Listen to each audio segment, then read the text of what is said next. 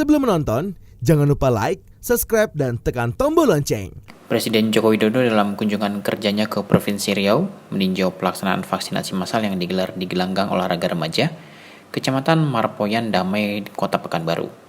Kepala negara mengatakan pihaknya akan segera mengirimkan alokasi vaksin yang lebih banyak ke Provinsi Riau untuk menekan penyebaran COVID-19 yang meningkat di daerah tersebut beberapa waktu belakangan. Vaksinasi massal dalam penyelenggaraan kali ini diperuntukkan bagi kelompok warga lanjut usia dan pelayan publik seperti guru, tokoh agama, hingga tokoh masyarakat. Sebanyak 550 peserta akan menerima suntikan dosis vaksin Coronavac dari Sinovac di lokasi penyelenggaraan yang ditinjau oleh Presiden. Dalam kesempatan tersebut, Kepala Negara juga beraudiensi sekaligus meninjau pelaksanaan vaksinasi massal serupa yang digelar serentak di sejumlah titik lain di Kota Pekanbaru, seperti di Hotel Novotel, Hotel Furaya, dan Rumah Sakit Tentara melalui konferensi video. Dilakukan vaksinasi di 67 titik lokasi di Provinsi Kepri yang kurang lebih jumlahnya 15.500 orang yang kita harapkan ini juga akan cepat segera melindungi seluruh masyarakat dari penularan COVID, dan kita harapkan juga segera tercapai herd immunity, tercapai kekebalan komunal, dan penularan COVID bisa kita hentikan, kita kurangi, kita cegah secepat-cepatnya. Hingga 17 Mei 2021, Provinsi Riau diketahui telah melakukan 220.251 suntikan dosis pertama dan 167.297 suntikan dosis kedua. Secara keseluruhan, total sasaran vaksin Provinsi Riau untuk saat ini ialah sebanyak 964.846 penerima vaksin yang terdiri atas 32.923 tenaga kesehatan, 349.418 petugas publik, dan 582.505 warga kelompok lanjut usia. Kawasan industri terpadu Batang, Jawa Tengah, mulai terisikan oleh pabrik besar. Hal ini membuktikan investasi di kawasan ini terus berjalan. Pabrik tersebut adalah PT KCC Glass Indonesia yang diresmikan pembangunan oleh Menteri Investasi atau Kepala Badan Koordinasi Penanaman Modal Bahlil Lahadalia bersama Gubernur Jawa Tengah Ganjar Pranowo. Peresmian ditandai dengan peletakan batu pertama di KIT Batang. Hadir dalam acara peletakan batu pertama ini, Duta Besar Korea Selatan untuk Indonesia Park Tae-sung, CEO KCC Glass Nae Hwan Kim, serta Bupati Batang Wi Haji. Belum sampai setahun tempat ini saya temui.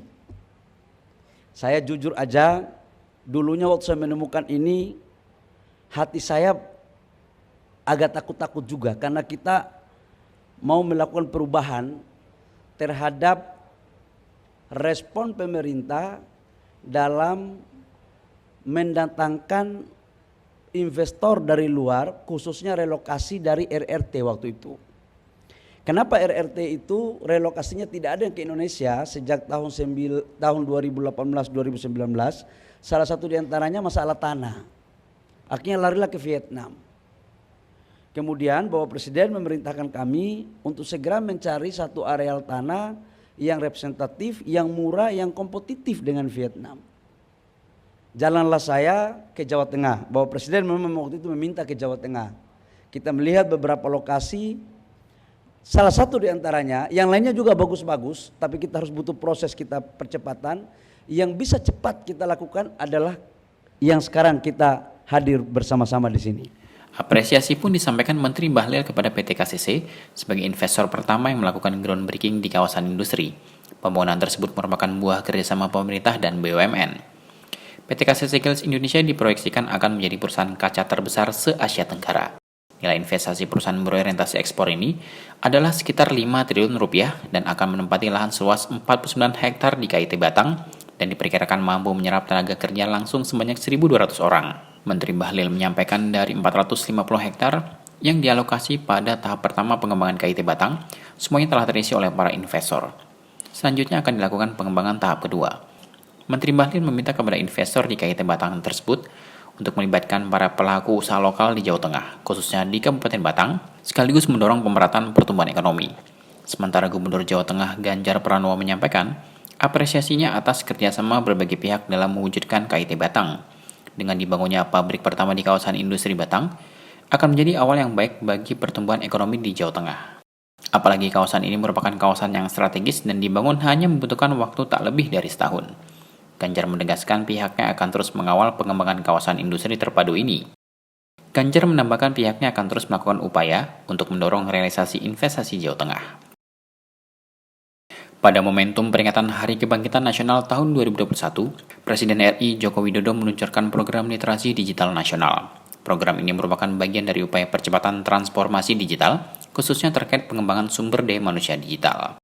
Dalam kesempatan tersebut, Kepala Negara juga menyampaikan apresiasi kepada semua pihak yang terlibat dalam program yang telah diinisiasi Kementerian Komunikasi dan Informatika sejak tahun 2017 tersebut. Presiden menilai tantangan di ruang digital saat ini semakin besar. Di antaranya ditandai dengan terus bermunculannya konten-konten negatif dan meningkatkan kejahatan di ruang tersebut. Tantangan di ruang digital semakin besar, sangat besar. Konten-konten negatif terus bermunculan. Kejahatan di ruang digital terus meningkat. Hoax, penipuan daring, perjudian, eksploitasi seksual pada anak, perundungan siber, ujaran kebencian, radikalisme berbasis digital perlu terus diwaspadai karena mengancam persatuan dan kesatuan bangsa. Kewajiban kita bersama untuk terus meminimalkan konten negatif, membanjiri ruang digital dengan konten-konten positif, banjiri terus, isi terus dengan konten-konten positif. Kita harus tingkatkan kecakapan digital masyarakat agar mampu menciptakan lebih banyak konten-konten kreatif yang mendidik, yang menyejukkan, yang menyerukan perdamaian. Kepala Negara juga menekankan bahwa upaya untuk terus meminimalkan konten negatif dan membanjiri ruang digital dengan konten positif adalah kewajiban bersama. Ditambahkan Presiden, keberadaan koneksi digital harus dapat memberikan manfaat dan nilai tambah bagi seluruh masyarakat Indonesia. Sementara itu, Menteri Komunikasi dan Informatika Johnny G. Plate menyampaikan, program literasi digital adalah sebuah keharusan. Di tengah semakin intensifnya penggunaan internet oleh masyarakat, Menkominfo memaparkan saat ini terdapat setidaknya 196,7 juta warganet di Indonesia. Potensi ekonomi digital Indonesia diproyeksikan mencapai 124 miliar dolar Amerika Serikat pada tahun 2025 mendatang. Upaya meningkatkan literasi digital nasional yang diawaki Kemenkominfo melalui Gerakan Nasional Literasi Digital Siberkreasi telah mendapatkan penghargaan internasional World Summit on the Information Society Press 2020. GNLD Siberkreasi dinobatkan sebagai winner dari Action Lines WSIS C4 Capacity Building yang terkait dengan pemenuhan tujuan SDGs Goal for Quality Education. Pada tahun 2021, program literasi digital nasional direncanakan diselenggarakan setidaknya melalui 2.000 pelatihan berdasarkan modul dan kurikulum yang menyasar 4 pilar literasi digital, yaitu digital ethics, digital safety, digital skill, dan digital culture. Tim Eljan Media melaporkan.